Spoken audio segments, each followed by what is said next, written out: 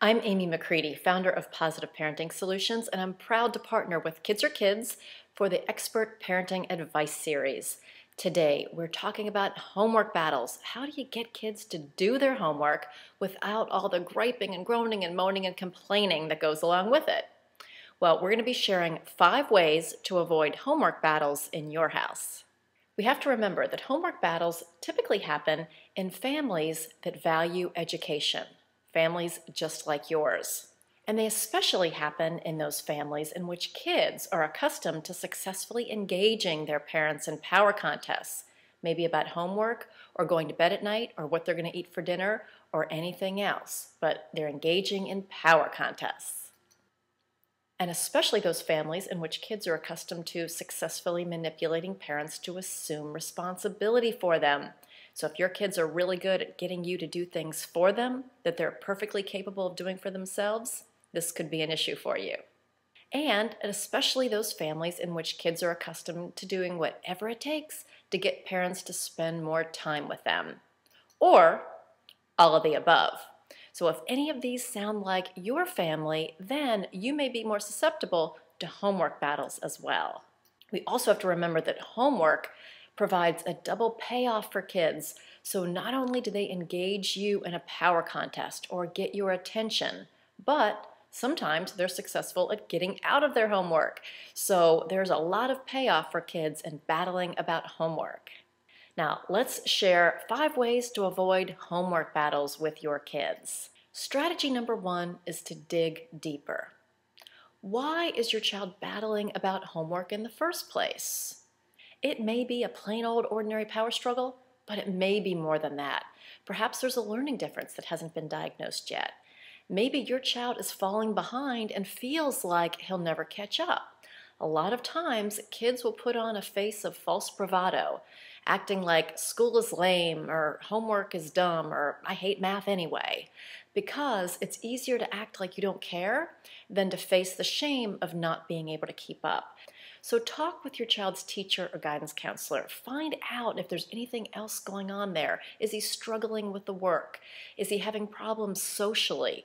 The more we know about why these battles are happening, we'll be more successful in correcting them, because kids are hardwired to want to learn and want to grow and develop. So if they're battling in this area, there's generally something else going on as well. Strategy number 2 is to use a when-then routine. A when-then routine is structured so that all the yucky stuff has to be done before the more fun parts of the daily routine. So your when-then routine might sound like this. When your homework is finished, then you can go outside with your friends. When your homework is finished, then you can watch your show. When your homework is finished, then you can have your phone or iPod or computer. When your homework is finished, then we can leave for dance practice. Now, if the homework isn't finished and it's time to leave for dance practice at 5 o'clock, well, you're not going to leave for dance practice. And your daughter may have to explain to the coach why she's late. So structure the when-then routine so the yucky stuff has to be done before the more enjoyable parts of the routine. Strategy number 3 is to remove the distractions. Your kids may love doing their homework at the kitchen table so they can be around everybody, but that may not be the best thing for them. With kids running around and you making dinner, there may just be too many distractions. So put them in a place where they can do their homework uninterrupted. Make sure that the computers are out of reach, the cell phones, the iPods, the TVs, anything that could distract them is not in the way so they can get their homework done quickly, they can focus on it, and do it well. Strategy number 4 is to avoid red pencil mentality. Red pencil mentality is focusing on all the wrong answers. So if you are in the habit of checking your child's homework, start with all the answers that he got correct. And then, for the answers that may be incorrect, celebrate those mistakes as opportunities to learn. Strategy number 5 is to ignore whining and complaining. Because let's face it, your kids probably aren't going to love doing worksheets or studying for the math test. But that doesn't mean that you have to respond to the whining and the griping and the groaning and the complaining. The more you justify why homework has to be done or how they'll thank you someday or how it's really not going to take that long, it just gives a lot of attention and power to that negative behavior.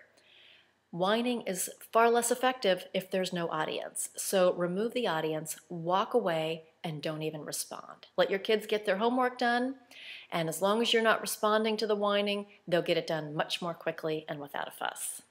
Now, one of the questions that always comes up is, should we pay our kids for good grades? Is that a good idea or a bad idea? Well, if you check out the interactive that goes along with this video, there is some bonus material on whether paying for grades is a good idea or a bad idea. Now, by using these 5 strategies, you will go a long way at avoiding homework hassles in your house. So strategy number 1, dig deeper. Find out why your child is battling over homework in the first place. Use when-then routines. Remove the distractions. Avoid red pencil mentality.